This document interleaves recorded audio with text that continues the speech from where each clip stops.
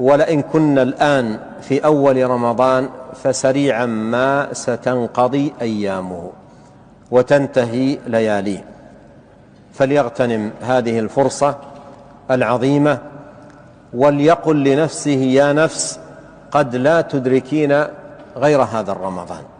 إذا كان النبي عليه الصلاة والسلام قد قال في الحديث لابن عمر